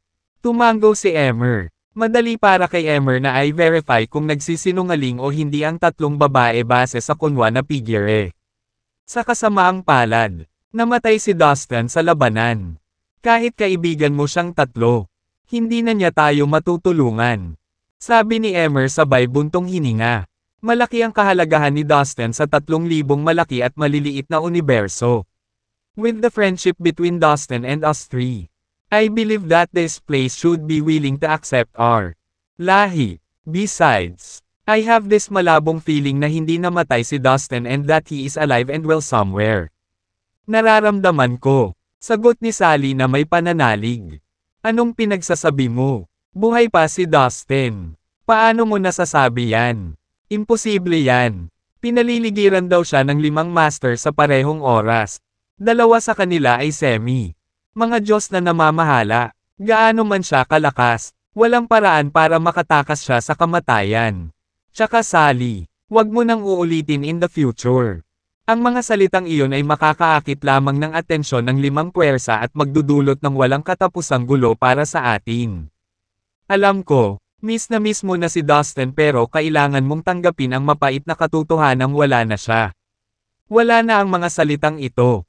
Naiintindihan mo ba? Babala ni Emmer, na may malupit na tono. Supreme Grandmaster, patawarin mo kami. Pero pareho kaming samasang-ayon kay Sally. Napakalakas ni Dustin at talented na gumawa siya ng mga himala ng hindi mabilang na beses. Nakita namin ito ng aming mga mata. Nagulat kaming lahat sa kanyang kakayahan noong kasama namin siya sa Land of Outlaw. Ni minsan sa aming pinakamalibang na imahinasyon ay hindi namin naisip na siya ay magdurusa ng ganoong kapalaran. Dagdag pa ng dalawa pang babae. Hindi pinansin ang babala ni Emmer. Ito ay maliwanag na ang tatlong babae ay tumangging maniwala na si Dustin ay namatay. Sa tagal nilang magkasama sa Land of Outlaw, ganap na napanalo ni Dustin ang paghanga ng tatlo. Mga batang babae. Sa kanilang mga mata, si Dustin ay isang invincible at omnipotent superhero. Higit pa rito, lahat sila ay may espesyal na damdamin para sa kanya at hindi siya madaling kalimutan. Ang ganitong uri ng balita ay napakahirap para sa kanila na tanggapin. Tumigil ka nga agad. Tandaan, wala kang dapat sabihin tungkol sa iyong pagkakaibigan ni Dustin sa Sea of Chaos. Let alone mention na baka buhay pa si Dustin. Buhay natin ang nakasalalay dito. Kapag nalaman ito ng limang puwersa, ang buong lahi ng sirena at maging ang 3,000 malalaking at ang maliliit na universo ay nasa panganib. Naiintindihan mo ba? Bulalas ni Emmer. Sige Supreme Grandmaster. Humihingi kami ng paumanhin. Hindi na namin siya babanggitin. Bulong ng tatlong babae habang nangingilid ang mga luha sa kanilang mga mata. Sally, hindi talaga kami naniniwala na namatay na si Dustin. Ikaw naman. Ang dalawang batang babae ay nagtanong kay Sally sa pamamagitan ng kanilang espiritual na pandama. Ako rin. Malaki ang paniniwala ko na buhay siya. Alam kong sooner or later, magkikita ulit tayo. Sagot ni Sally. Ayaw tanggapin ng tatlong sirena ang katotohanang namatay na si Dustin. Kung gayon, kataas-taasang Grandmaster, pupunta pa ba tayo sa 3,000 malaki at maliliit na universo o hindi? Maingat na tanong ni Sally. Hindi agad nakasagot si Emmer at nag-isip sandali. Kami pa rin ang target ni Ronnie. At hindi niya kami papakawalan ng madali. Hindi pa rin ligtas ang pag-alagala. Dito. Dahil kaibigan talaga kayo ni Dustin. Pumunta tayo sa 3,000 malaki at maliliit na universo para makita kung handang tanggapin nila tayo. Sa wakas ay nakapagdesisyon na si Emmer. Malaki. Bulalas ng tatlong babae sa sobrang tuwa. Ngayon ay pupunta sila sa 3,000 malaki at maliliit na universo. Na kanilang inaabangan. Nakita ko ulit si Dustin. Hindi nagtagal bago na-control ni Emmer ang airship at tinungo ang 3,000 malalaking at maliliit na universo. Samantala, sa Annihilation Mountain, isang figure na may madilim at nakakatakot na aura ang nakaupo na nakakross. Isang kahanga-hangang palasyo na matatagpuan sa isang lumulutang na banal na bundok. 2 quarters. Si Ronnie iyon. Haha, nakakabilib ang lahing sirena na ito. Ang layunin kong magtago sa magulong espasyong ito ay kolektahin ang lahat ng bagay na kapaki-pakinabang para sa aking paggaling. At ang feminine essence ng mga babaeng sirena na ito ay nakakatulong. Paano ko sila pakakawalan?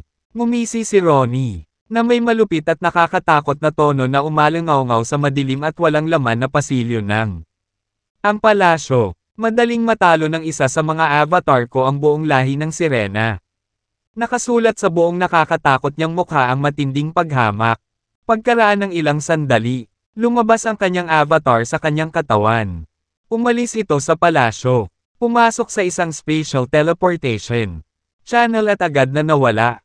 Samantala, sa lihim na silid ng Fallen Divine Valley kung saan si Dustin ay naglilinang sa pag-iisa. Isang tinig ang biglang sumigaw. Oo. Napakarami kong naabot nitong mga nakaraang taon ng paglilinang. Ang 5 orihinal na magulong batas na pinagkadalubhasaan ko ay umabot na sa major achievement stage. Baka sa mukha ni Dustin ang pananabik at baka sa boses niya ang labis na pagmamalaki at saya. Nadama ang lahat ng kanyang nagawa.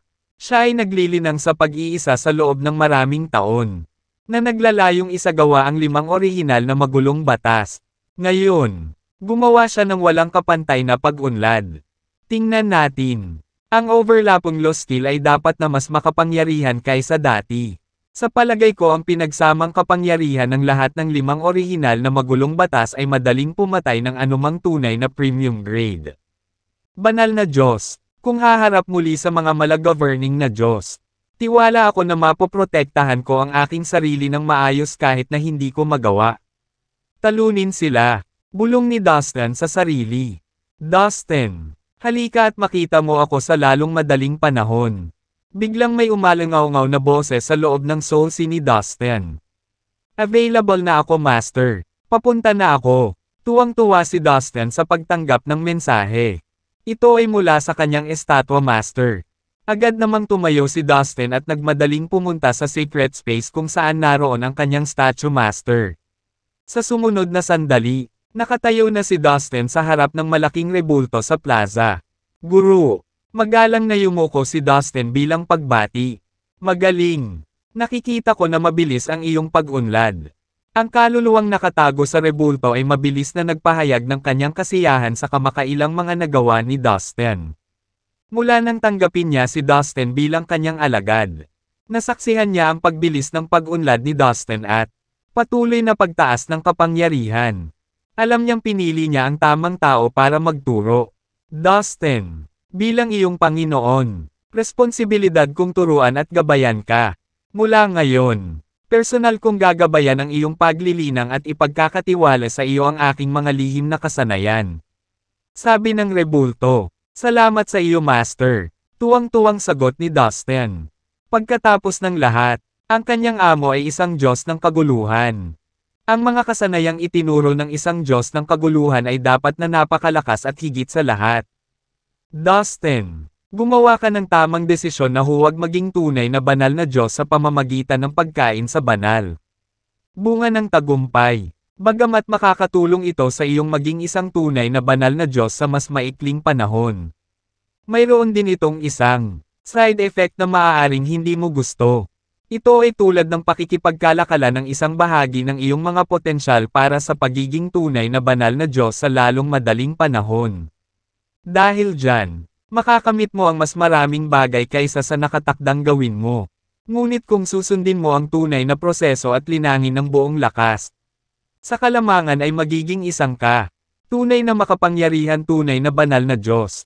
Dapat kang magkaroon ng walang limitasyong potensyal para sa karagdagang pag-unlad sa kinabukasan. Sabi ng estatwa sa plaza, na naghihikayat kay Dustin. Dustin, talented ka talagang binata. Overflowing with potential. Though you are merely an ordinary preliminary grade divine God. Mayroon ka ng kakayahan na talunin ang tunay na premium. Bait ang banal na Diyos. Kahit noong sinaunang panahon, ikaw ay maituturing na isang kahanga-hangang mahuhusay na magsasaka sa mga tao ng iyong henerasyon. Kung pipiliin mo ang landas na ito, mas magiging mahirap para sa iyo na maging isang tunay na banal na Diyos at aabutin ito. Mas matagal. Kailangan mong magbayad ng mas mataas na presyo kaysa sa iba. May batas para mapanatili ang balanse sa magulong espasyo higit pang pinagdadaanan ng mga talento at bayani. Hirap kaysa ordinaryong tao.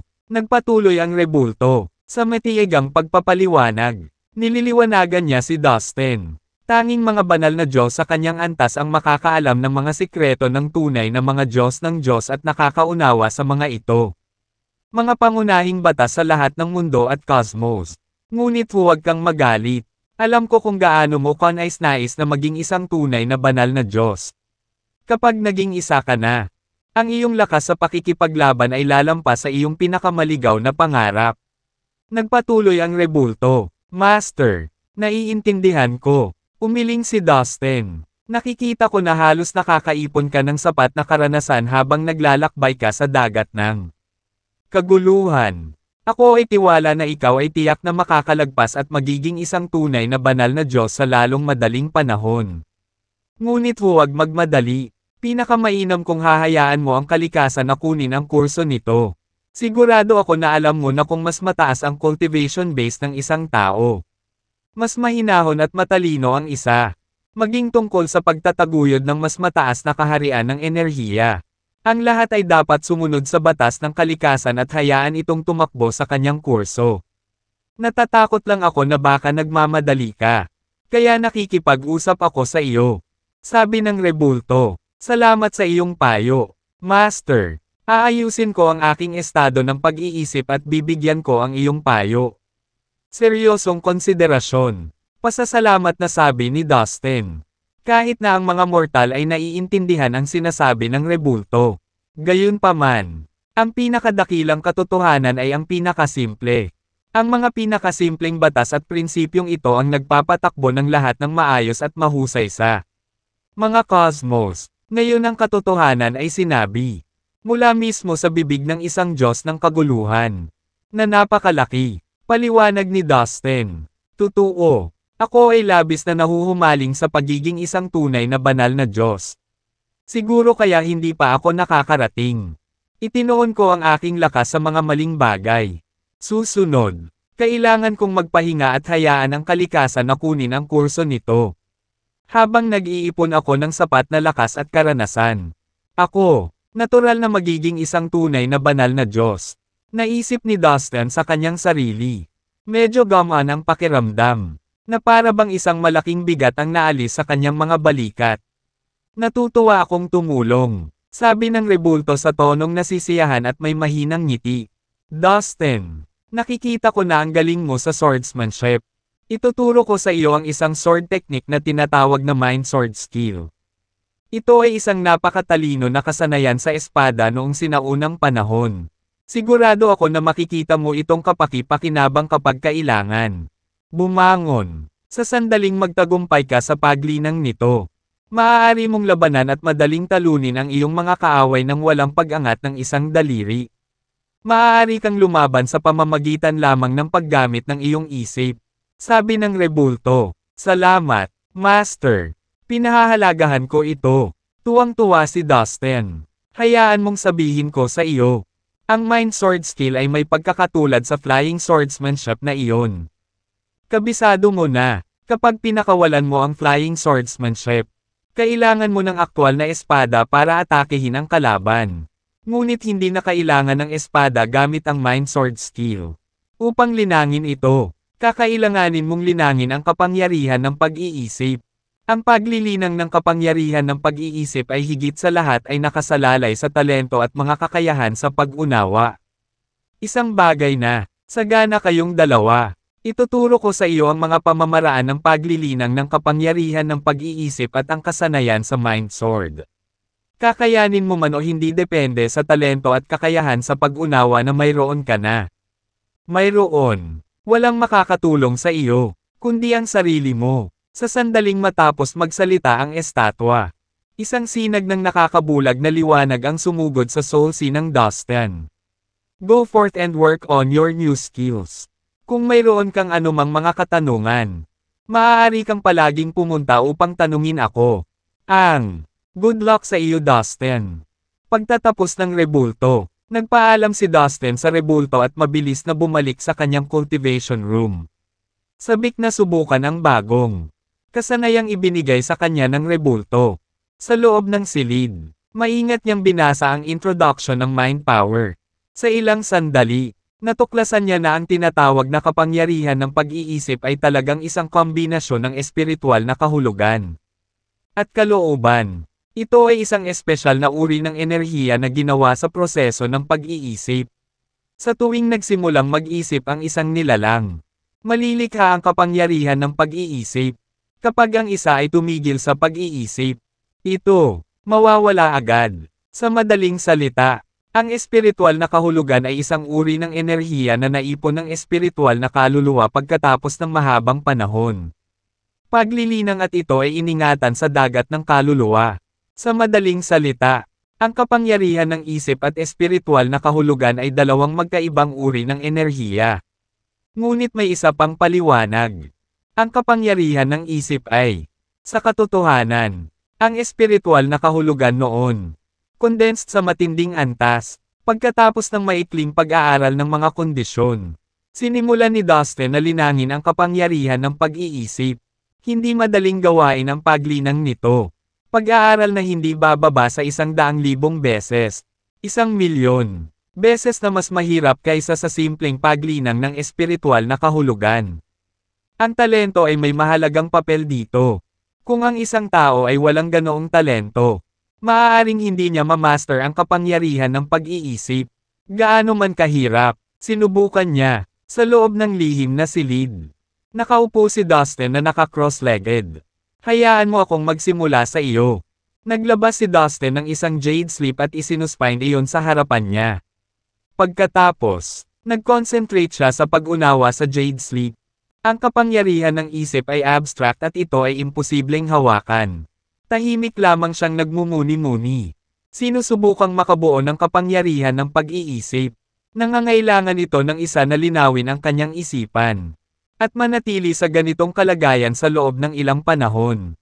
Gayun din, kailangan ng isang tao na magkaroon ng napakalaking pasensya. Sa lihim na silid, nakaupo si Dustin na parang isang higanting bato. Mabagal na lumipas ang oras. Isang araw, isang asul na airship ang dumaan sa isang spatial passage sa Sea of Chaos. Ito ay hindi masyadong mahaba hanggang sa maabot natin ang 3,000 malaki at maliit na universo. Sana tanggapin tayo ng mga nilalang at residente ng komunidad ng universo. Maraming tinig na puno ng pag-asa at pag-asa ang umalangaw-ngaw sa buong barko. Kabilang sa mga pasahero nito ang mga miyembro ng lahi ng Sirena.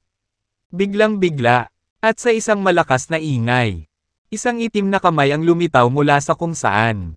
Dinurog nito ang spatial channel sa isang split lang ng heartbeat. Ang asul na airship ay itinapon sa paligid dahil sa kaguluhan. Nagawa nitong huminto sa kanyang kinatatayuan. Habang ito ay ilang bilyong milya ang layo mula sa kung saan ito ay dating. Maya-maya lang, may lumitaw na figure sa harap ng airship, na nakaharang sa daraanan nito. Ikaw ba ay mga taong mula sa lahi ng Sirena na sinusubukang sumalungat sa aking mga utos? How dare you run away like? Ito, walang kibo niyang sabi. Ay, hindi. Tingnan mo, si Ronnie. Sa loob ng airship, nagsisiksikan sa isang sulok ang mga miyembro ng lahi ng Sirena. Takot na takot, alam nilang lahat na si Ronnie ay isang namamahala na Diyos at na siya ay dumating para sa kanila. Bilang isang semi-governing god, si Emer ang pinakamalakas sa kanila. Kung naabutan sila ni Ronnie, alam nilang wala silang pagkakataon laban sa kanya. It's not his real body. It's just an avatar, sabi ni Emer na nakakunot ang noo. Baka sa mga mata niya ang pagkaseryoso. Kahit na ako ay isang avatar lamang. Ito ay magiging isang piraso ng cake para sa akin na ibalik sa iyo ang mga traidor. Sabi ng avatar ni Ronnie na may kasamang pang-iinis. Habang nagsasalita siya, ang avatar ni Ronnie ay naglalakad patungo sa asul na airship na may determinasyon sa bawat hakbang. Ronnie, wala kaming problema sa'yo. Bakit mo kami tinutulak ng ganito? Papatayin mo ba talaga kaming lahat? Tumango si Emer. Haha, sinong nagsabi sa'yo na sisirain kita? Makinig ka, gusto kong maging parte ng pamilya mo. Kapag napangasawa ko ang lahat ng kabataang babae sa iyong lahi, magiging isang malaking masayang pamilya tayo. Isang malakas na tawa ang pinakawalan ni Ronnie at puno ng mali siya ang boses. Habang dumadagandong si Ronnie, mas lumapit siya sa airship ng lahi ng Sirena. Biglang may nangyaring hindi inaasahan. Ang mga magulong alon ay lumundag sa nakapaligid na magulong kawalan. Isang umaalon na asul na dagat ang lumitaw. Wala kahit saan. Umuungol ito ng walang kabuluhan. Nagpagulong-gulong ng malalaking alon. At binomba si Ronnie. Hahaha, paano bastos? Parang ang lahi mo seryosong gustong tumawid sa akin. Well, kung ganoon, gagawin kong misyon ko na gawing alipin ko ang lahat ng babae sa lahi ng Sirena. At lahat ng iyong mga tauhan ay papatayin. Napangisi si Ronnie nang makita ang kanilang pag-atake. Habang nagsasalita siya, iniunat niya ang kanyang kamay at hinampas. Bilang isang resulta, ang lumiligid na enerhiya at kakaibang batas. Kapangyarihang nilikha niya ang nagdulot ng papasok na surge ng asul na dagat upang sumangga. Halika dito, mga bastos. Inabot niya ang kanyang kamay para kunin ang airship ng lahi ng sirena. Walang babala. Umihip ang malakas na hangin sa magulong kawalan. Nagdulot ito ng pagbagsak ng espasyo at oras. Ang asul na airship ay nagmistulang isang lumulubog na barko. Mahinang lumilipad sa direksyon ni Ronnie. Napatulala ang lahat sa loob ng barko, naramdaman nilang doble ang bilis ng tibok ng kanilang puso dahil sa takot. Sila, namutla sa takot, maging si Emmer, ang pinuno ng lahing sirena, ay bumulong ng isang tahimik na panalangin. Ganon din siya kagulo at kilabot tulad ng iba sa kanila. Akala niya noong una ay nagpadala lang si Ronnie ng avatar sa ngalan niya. Kung ito ang kaso, maaari nilang gawin. Nagkaroon ng fighting chance para labanan siya. Buti na lang at tama ang kutob niya, si Ronnie ang nagpadala ng avatar niya. Gayunpaman, hindi niya inaasahan ang kanyang avatar. Para maging ganito kalakas, umiling siya. Nagsisi siya na minamaliit ang kanyang kaaway. Ngayon, ang kaligtasan ang kanyang lahi ay nasa panganib. Hindi niya maitikaila na talagang kapuri-puri ang lakas ni Ronnie.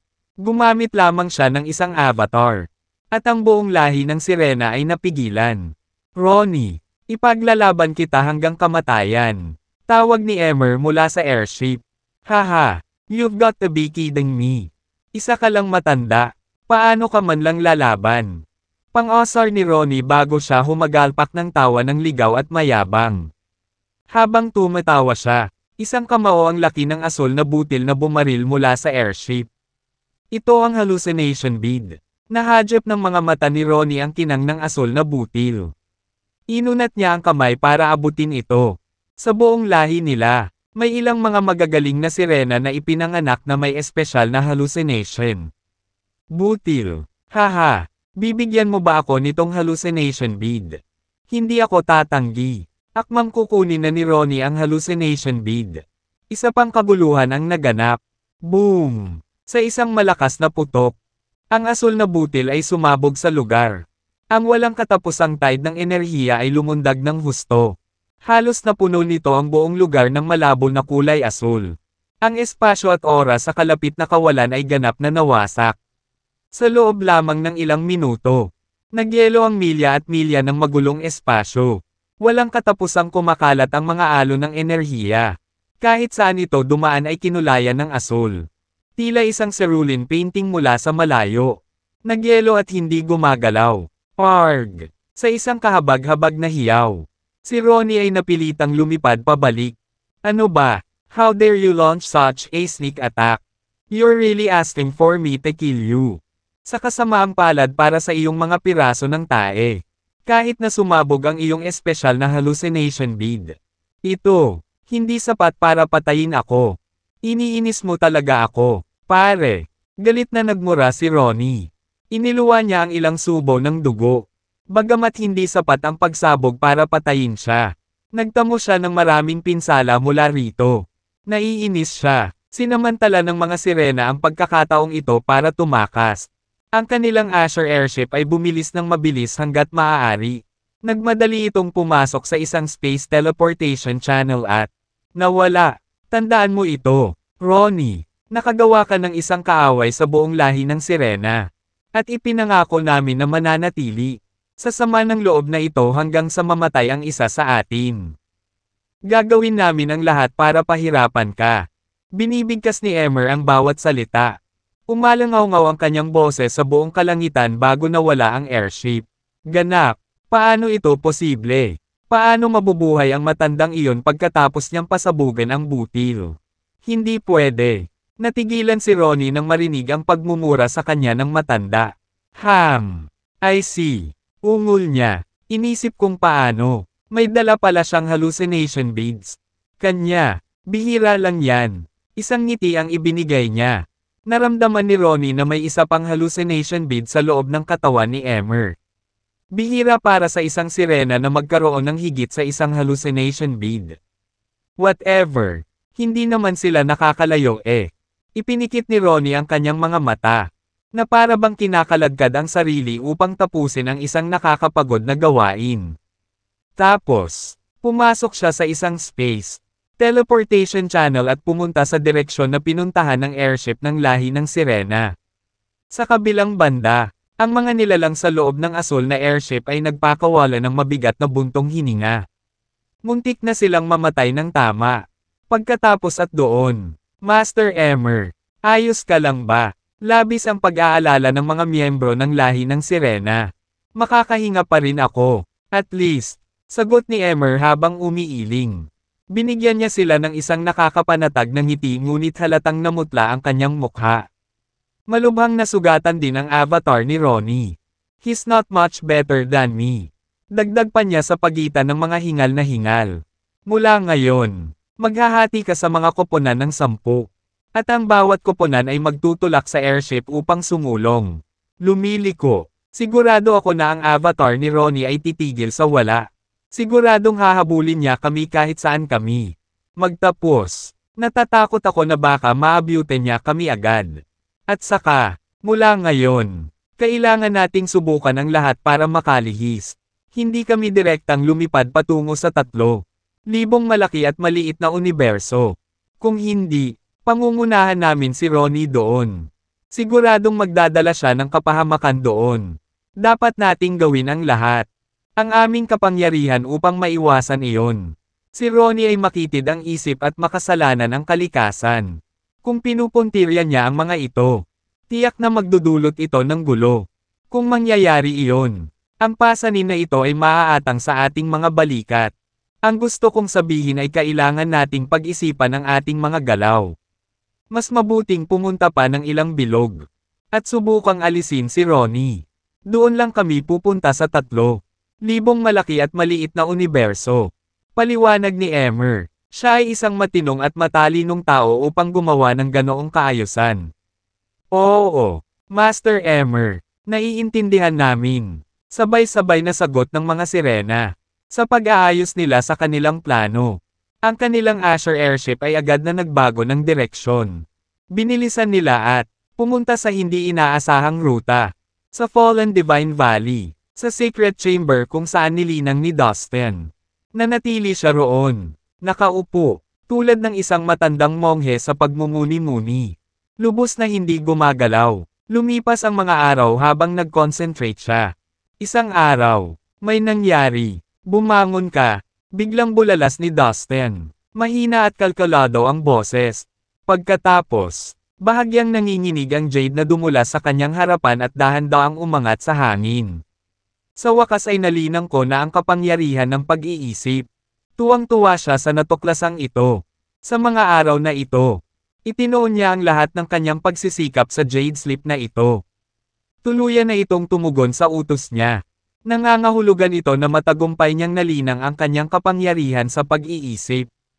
Ito ay nagpapahintulot sa kanya na kontrolin ang mga bagay ng makatarungan. Sa pamamagitan ng pag-iisip nito, gayunpaman, mahina pa rin ito dahil kamakailan lang niya itong nilinang. Ngunit isa na itong malaking hakbang para kay Dustin. Mula sa pagkakaroon ng wala hanggang sa pagmamay-ari ng kaunti ay ang mahalagang hakbang. Ito ang pundasyon ng kanyang karagdagang paglilinang sa kapangyarihan ng pag-iisip. Hanggat nagawa niya ito sa hakbang na ito, ang mga susunod na hakbang ay magiging mas madali. Patuloy na kinokontrol ni Dustin ang Jade Sleep sa kanyang isip at patuloy na nililinang ang kanyang kapangyarihan sa pag-iisip.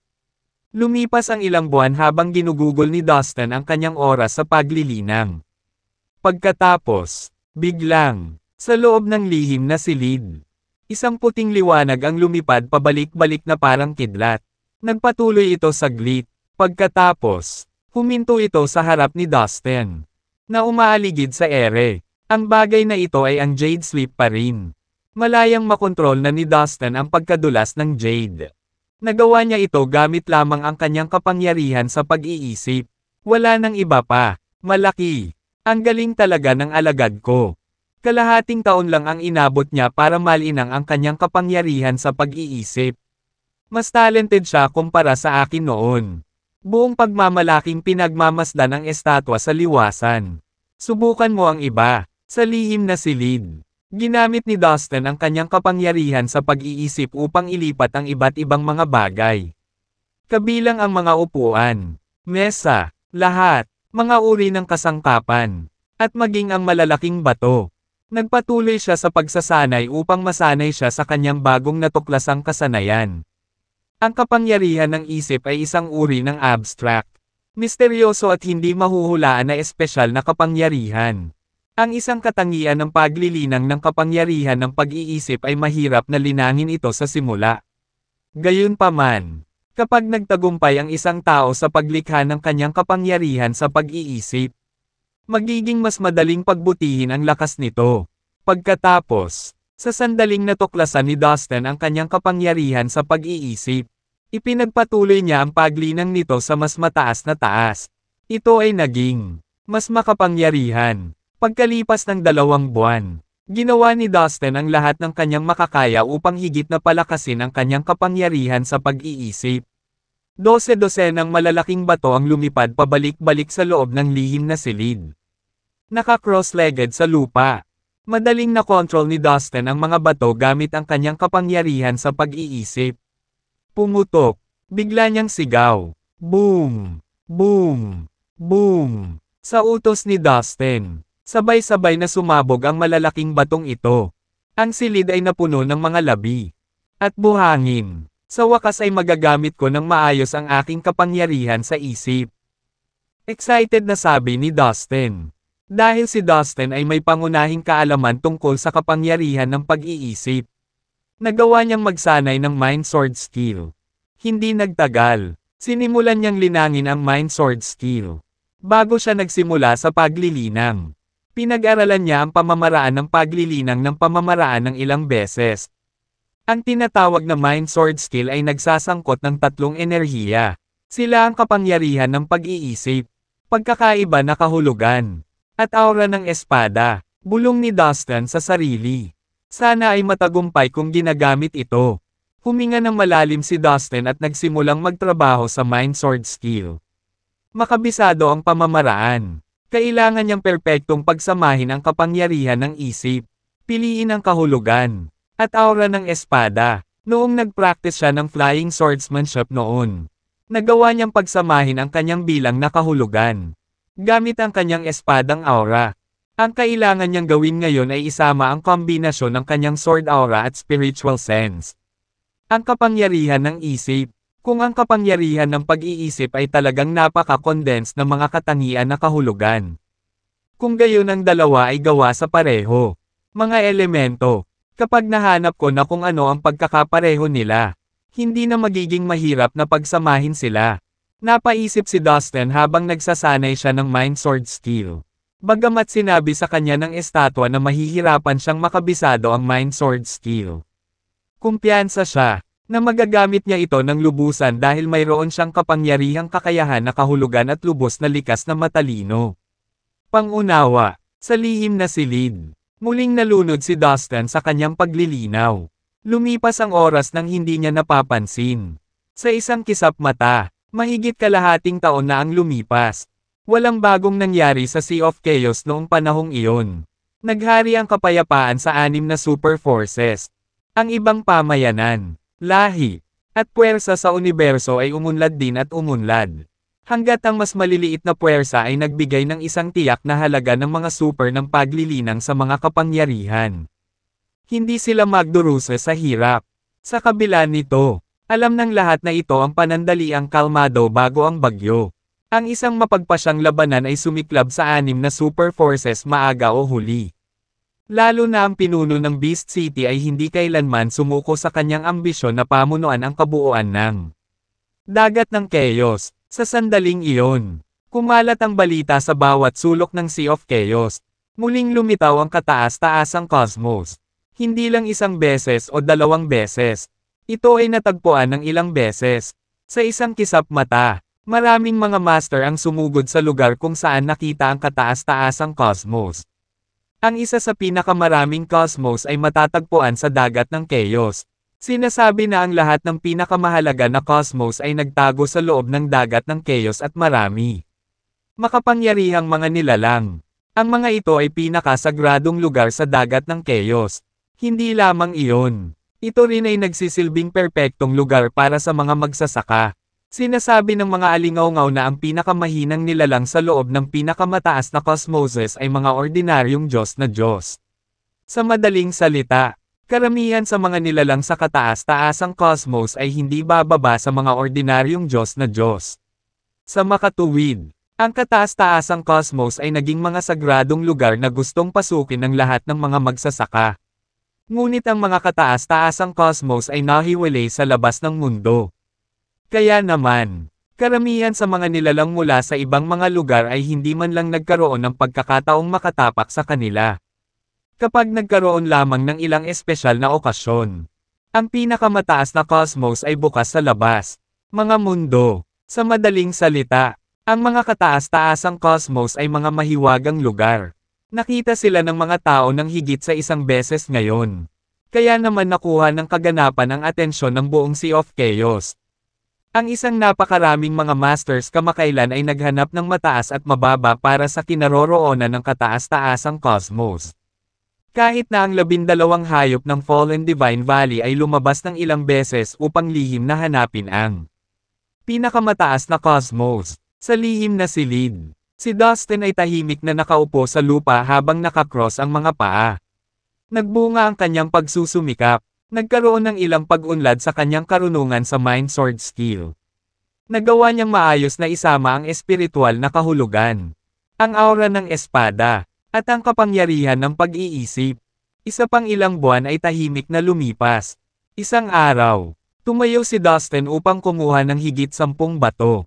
At inilagay ang mga ito sa paligid niya sa lihim na silid. Ang bawat bato ay halos kasing laki ng isang burol.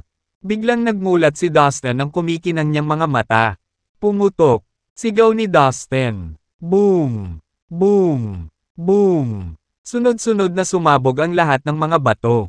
Kaya bahagyang nanginig ang buong sikretong silid. Ito ang kapangyarihan ng Mind Sword skill. Baka sa mukha ni Dustin ang excitement. Ngayon, mayroon siyang kapangyarihang hatiin ang isang cosmos. Isang dosenang bato ay larong pambata lamang.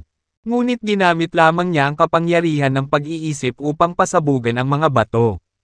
Hindi siya gumamit ng ibang enerhiya. Ang Mind Sword skill ay hindi nakikita at hindi nakikita, na ginagawang halos imposible para sa isang kaaway na maramdaman ito. Atake. Gaano man kalakas ang espiritual na pakiramdam ng isang tao, mahirap madama ang pag-atake ng isip. Kasanayan sa espada. Ito ay medyo simple gamitin dahil maaari niyang ilabas ang Mind Sword skill gamit ang kanyang isip. Basta siya, iniisip ang tungkol sa kanyang target. Ang espada na nabuo sa pamamagitan ng kapangyarihan ng isip. Espiritual na kahulugan at aura ng espada ay tatama sa kanya.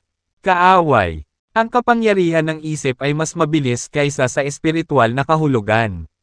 Hanggat siya ay nakatutok, ang espada na ginawa mula sa kapangyarihan ng isip, espiritual na kahulugan at aura ng espada ay gagawin. Tamaan ang kalaban ng wala sa oras. Hanggang sa tumama ito ay hindi nila napagtanto na sila ay inatake. Sa panahong iyon, huli na para maglagay ng anumang mga depensa. Sa makatuwid, ang Mind Sword skill ay isang misteryoso ngunit nakakatakot na lihim na pamamaraan. Kapag nagtagumpay siya, maaari itong magsilbing trump card niya. Ayon sa Rebulto, 2 uri lamang ng tao ang makakasira sa Mind Sword skill. Una ay ang mga master na may malakas na pang-anim na kahulugan. Sila ay likas na nakakaramdam ng panganib at umiwas, bago sila tinamaan ng mga pag-atake ng Mind Sword skill. Pangalawa ay ang mga master na nagtataglay ng malakas na kapangyarihan sa pag-iisip. Maaari rin nilang makita ang panganib noon.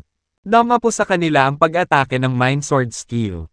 Ang kapangyarihan ng aking Mind Sword skill ay hindi masyadong malakas o nakakasira. Gayunpaman, ang discarding ito ay maaaring maging tamaan ng kaaway at mahirap makita.